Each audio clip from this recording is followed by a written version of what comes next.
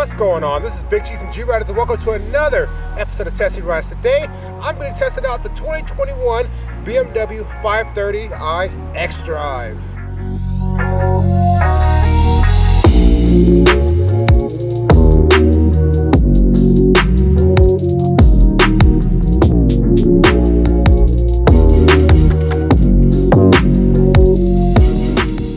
Welcome to the 2021 BMW 5 Series. This BMW 5 Series is in its 7th generation, chassis code G30, is now bigger and better than ever. So, when the BMW 5 Series was introduced, it was just kind of a mid-sized car that slotted in between the 3 Series and the 5 Series, and it still does that here in 2021, for the 2021 model year, but it is much bigger than it was originally, mainly because cars are just straight up getting bigger. I mean, this car is probably about the size of about 2 generations old 7 Series, which is crazy for a 5 Series to be that big. But this is what people want in a car, in this type of car class, so it makes sense that the car has gotten bigger.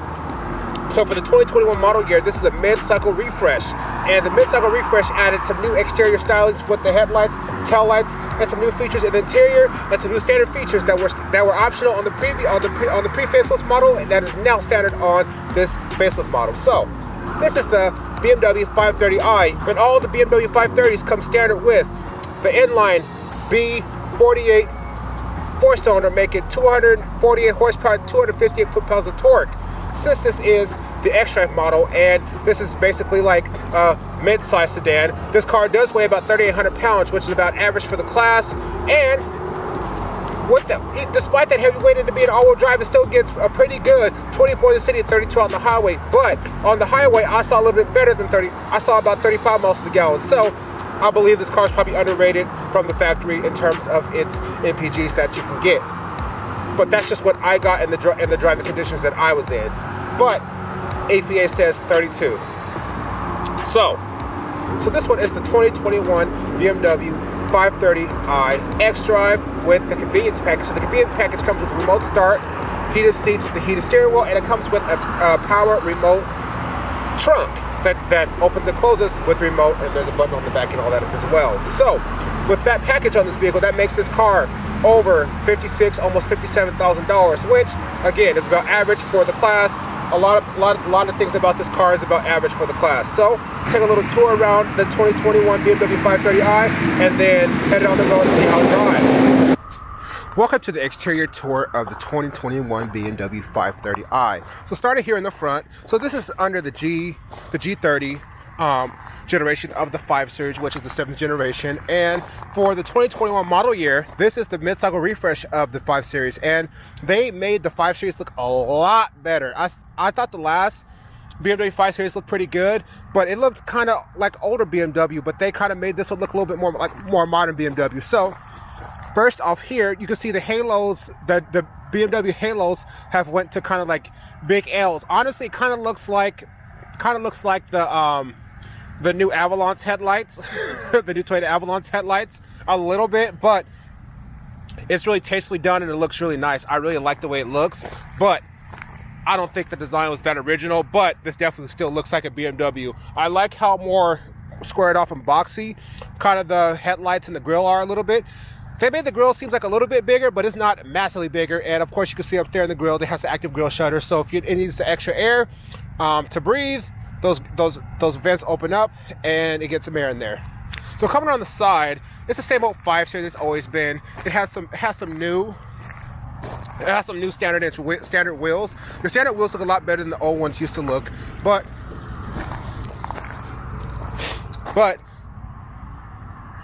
I think this size wheel is actually not a bad size for the 5 Series. I think it's a pretty good size. I think these are, take a look, 18s, 19s. Let's see. Yep, 18s. I think 18s is a good size for this car. I mean, a lot of people like to go bigger, but I feel like 18s is like the perfect size for the 5 Series here, just to kind of get that extra ride comfort, and it still looks pretty good. Coming on the back, they updated the tail lights as well too. I like the taillight design quite a bit because it looks like the other BMW models now. I thought the last 5 Series taillights kind of looked a bit they're cutting on here. I think the last BMW 5 Series taillights looked a little bit like a Honda Accord from like the mid 2000s. So I'm glad they updated to make it look like the rest of the BMW models. So with this one having the convenience package, it has the foot activated tailgate. So I'll put my foot underneath. Just go ahead and put my foot underneath, see if it opens. There it goes.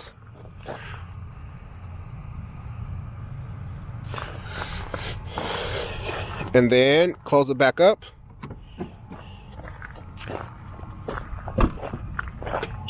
Works really well. All right. One other thing that the convenience package has is remote start. I didn't know BMW was doing remote start. Seems like they're one of the last to get on that bandwagon, but there's a way you can do it from the key fob. So I'm going to switch back to my main camera here so you guys can see the action of doing the remote start. Then we'll take a look at the interior. All right, take a look at the remote starter on the 2021 BMW 5 Series. So take a look. Here's your remote. Click the BMW 3 times. 1, 2, 3. The lights will flash, and the car starts right on up.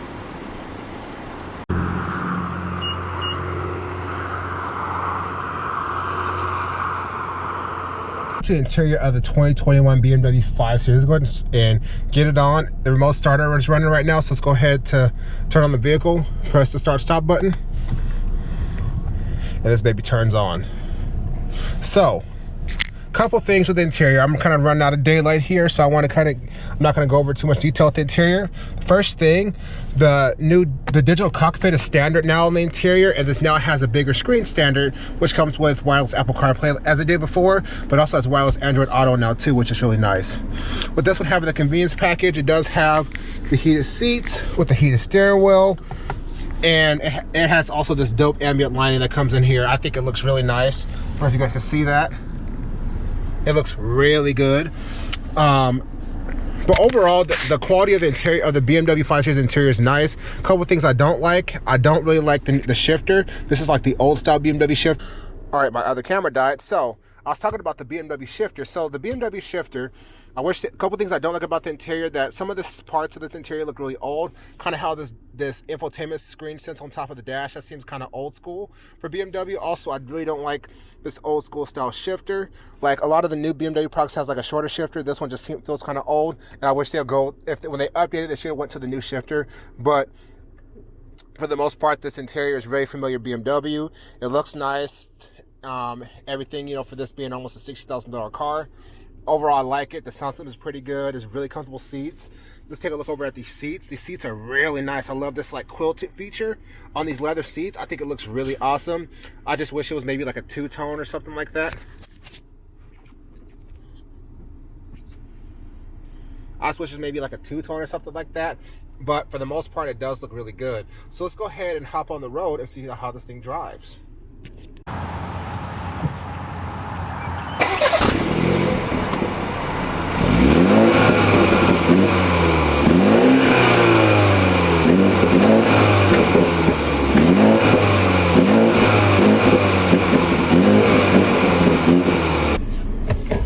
Welcome to the driving portion of the 2021 BMW 5 Series. Let's go ahead and head on the road and see how this thing drives.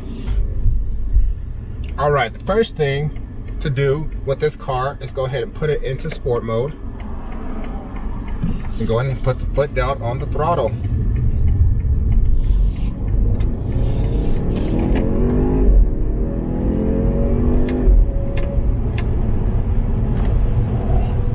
So, welcome to the driving portion of the 2021 BMW 530i. So, this car has, when you first hop on the road, you notice that for a 4-cylinder car that weighs about 4,000 pounds, it is not horrible on the acceleration. Like, it still does 0 to 60 in less than 6 seconds, and it has plenty of power to get it out its own way. And honestly, like, there's a lot of different power options. This is actually the slowest version that we get here in the United States, and this is definitely not bad. But that is a current kind of like that's a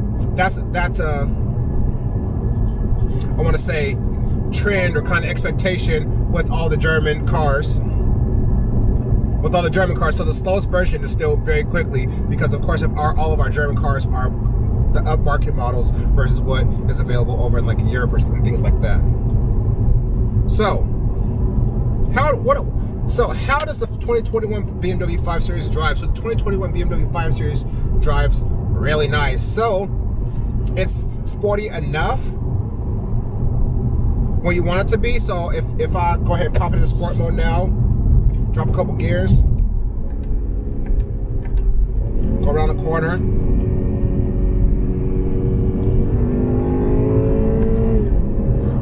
It doesn't shift for you either. It gets going pretty good. One thing that I can always say and expect about with BMW products is the ZF8 speed. Their ZF8 speed is programmed extremely well, and it has been for the last couple of years, to where it shifts pretty quickly, like almost dual clutchy, not quite dual clutch, but almost dual clutchy. Almost like a dual clutch. It shifts extremely well, and it gives you the gear if it has the RPMs to give you the gear, which I always love, especially with the car, with the automatic that's not a dual clutch. So the BMW 5 Series is a quiet, comfortable car. So I did about 150 to 160 highway miles in this car, and this car is comfortable, quiet, composed, but for a $60,000 luxury sedan, it better be. So, what are some things I don't like about the 5 Series? Mainly, the things I don't like about the 5 Series has to do with kind of the German luxury car brand. So, this car is nearly $60,000 and you don't get adaptive cruise control. That's absolutely ridiculous. I think that a car this expensive, especially the fact that this has an option package on it, I think this car should be coming with adaptive cruise control for sure.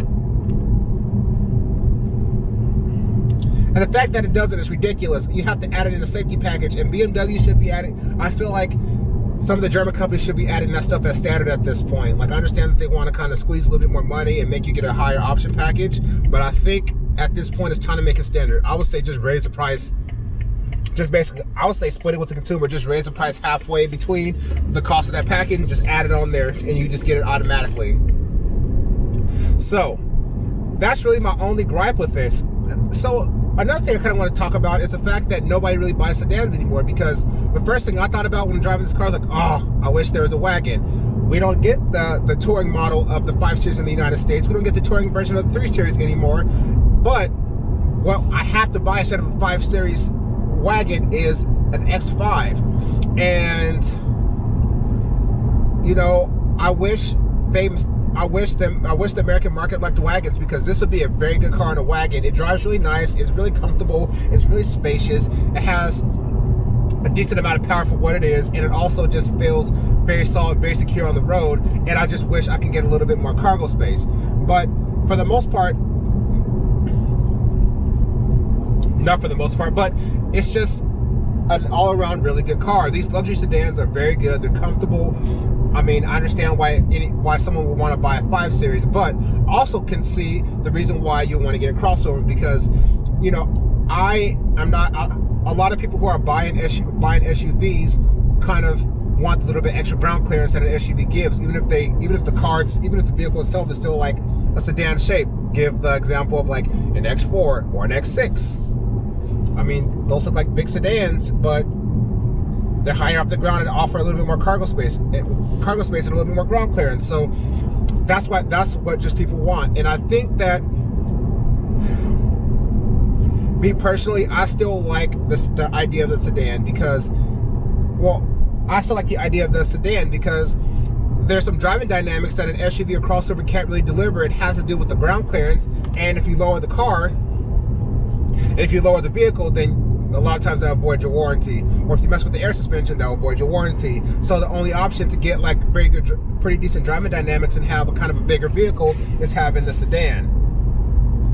And, you know, I wish we just got the wagon. That's all to it. I just wish we got the wagon. But This particular car is a very comfortable, pretty fuel efficient. Like, this car is rated at 32 on the highway, and I got a little bit over 32. I got about 35 on the highway, which is pretty nice. I mean, this has enough power to get out its own way. It does 0 to 60 in 5.8 seconds, which is pretty good for a car only having 248 horsepower and weighing almost 4,000 pounds. I think that's actually really good. And this is kind of the gas mileage that you can't really get with the crossover, just because of this one being a little bit lower, which is always really nice. The suspension is so comfortable and so smooth over bumps. Like, a lot of the German cars tend to do really well with the suspension setup. So the suspensions are nice and comfortable and almost semi-floaty, but they feel really solid and sure-footed when you want to drive it in a sporty way. I mean, this is a 5 Series. This is not a sporty car, but it's nice that if you wanted to, you could drive this car in a sporty way. And it performed well, because I did test that out a little bit, and it was not bad at all. Couple things about the interior. I love the ambient lighting in the interior. The screen, that's the iDrive screen, is really big, and it's all touch screen now. I don't know if I mentioned that in the tour, because I was losing some light up there. The BMW's digital cockpit is really nice. Of course, it doesn't have all the customizability of the one that comes in the Audi, of changing the maps around and all that stuff, but it has enough. But the one thing about it's uniquely BMW, and I'm like that they didn't try to copy what Audi's doing. They did their own thing, and I think that's good that they did that. And I'm sorry that I keep going light and dark. I lost a little bit of light, and every time I go into I'm kind of in a woods area, and every time I go behind trees, you can't really see me, but just listen to my voice when that happens. And my GoPro died, so I'm sorry about that. But anyways, the car handles really nice. It's really comfortable. It's really well appointed. You have to kind of look around the car pretty hard to find cheap plastics. I mean, you can find some cheap plastics and scratchy materials, but for the most part, the interior of this car is really nice, and it should be. This is a $60,000 car. It should be nice. It should have a nice interior. It should drive really well. It should be pretty decently efficient, especially for this being a sedan. And the BMW 5 Series checks every single one of those boxes. I mean, if you're looking for a luxury sedan of this size, this is one of the better options that are out there. This is one of the better options, in my opinion, are out there. I have driven an E-Class. I haven't driven the new A6. I need to drive the new A6 pretty soon. You guys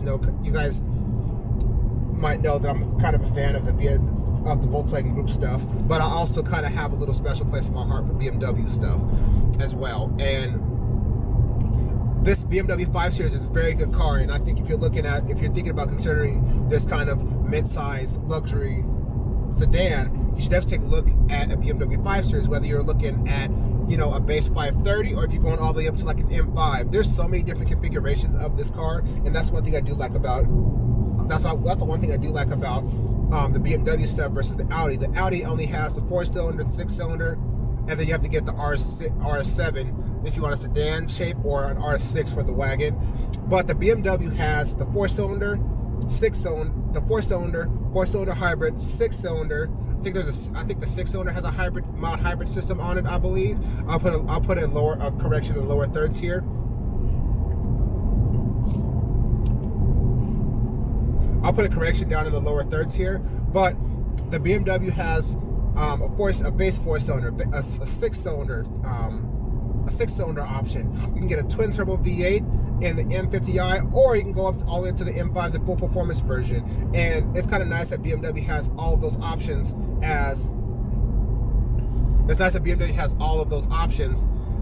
that you can get with an engine choice. So I think that does kind of separate BMW from some of the other competitors, because the other competitors either have a 4-cylinder or a 6-cylinder, and that's really it. So you kind of have to choose. You have to choose what you want within thing. But BMW has very specific things, very specific engine choices that you can choose from, which I really like having all those choices.